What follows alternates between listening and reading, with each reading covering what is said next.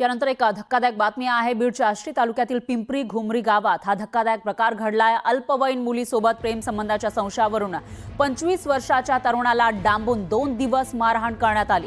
या मारहाणीमध्ये तरुणाचा मृत्यू झालाय। विकास बनसोडे असं मयत तरुणाचं नाव आहे, तर तो जालना जिल्ह्यातील रहिवासी आहे। ट्रक ड्रायव्हर म्हणून आष्टी तालुक्यातील पिंपरी घुमरी इथल्या क्षीरसागर यांच्याकडे तो कामाला होता। अल्पवयीन मुलीशी प्रेम प्रकरणाचा संशय आल्यानं मुलीच्या घरच्यांनी त्याला डांबून ठेवलं।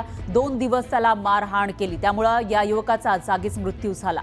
तर मयताच्या पाठीवर मारहाणीचे व्रण आहेत। मारहाण करणाऱ्या एका आरोपीला पोलिसांनी ताब्यात घेतलंय। या प्रकरणात गुन्हा दाखल करण्याची प्रक्रिया आष्टी पोलीस ठाण्यात सुरू आहे। डांबून मारहाण करत जीव घेतल्याचा आरोप नातेवाईकांनी केलाय।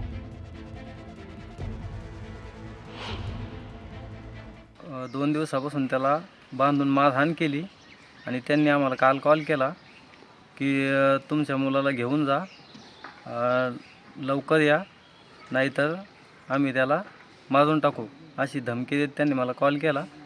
मी तात्काळ लगेच गाडीमध्ये बसलो आणि लगेच इथं कडा पोलीस स्टेशन इथे आलो। आणि इथं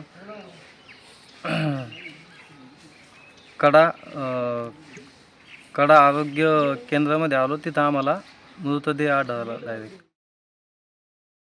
आणि याविषयी अधिक माहितीसाठी आपले प्रतिनिधी सुरेश जाधव हे आपल्यासोबत जोडले गेले आहे। सुरेश, बीडमध्ये नेमकं चाललंय काय असं म्हणण्याची वेळ आलेली आहे, कारण आपण मारहाणीचे जे प्रकार आहेत ते सातत्यानं ऐकतोय। या प्रकरणामध्ये नेमकं काय घडलं होतं आणि 2 दिवस कसं काय कोणालाही कळालं नाही की त्या तरुणाला मारहाण होत होती? हा धक्कादायक प्रकार आहे। बीडच्या आष्टी तालुक्यातील हा प्रकार आहे आणि ट्रक ड्रायव्हर म्हणून काम करणारा जो हा विकास आहे तो काम करत असताना त्याच्या संदर्भामध्ये त्याचे जे मालक आहेत त्यांना संशय आला आणि संशयावरून अशा पद्धतीने अमानुष मारहाण करण्यात आले। 2 दिवस डांबून ठेवण्यात आलं आणि 2 दिवस डांबून मारहाण केली। याच मारहाणीमध्ये त्याचा मृत्यू झाला। त्यानंतर त्या मालकानेच स्वतः या कुटुंबाला बनसोडे कुटुंबाला फोन करून सांगितलं तुमच्या मुलाला तुम्ही घेऊन जा।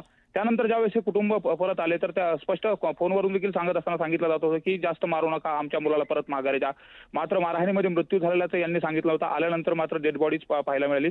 अत्यंत धक्कादायक प्रकार आहे। 2 दिवस डांबून मारहाण करत असताना अमानुष पद्धतीने मारहाण केली।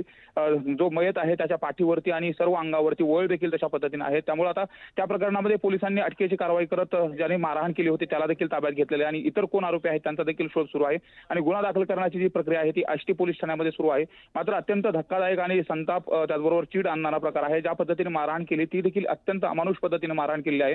त्यामुळे या प्रकरणात आता पोलीस कशा पद्धतीने कारवाई करणार हे पाहणं महत्त्वाचं असेल। निश्चितच सुरेश, आणि एक प्रश्न आणखी उपस्थित होतोय की इथले लोक आपल्या हातामध्ये कायदा का घेतायत, का अशा पद्धतीने मारहाण करतायत की कोणाचा तरी जीव जाईल? धन्यवाद तुम्ही दिलेल्या या सविस्तर माहितीसाठी। याविषयीची अपडेट आपण घेत राहूयात।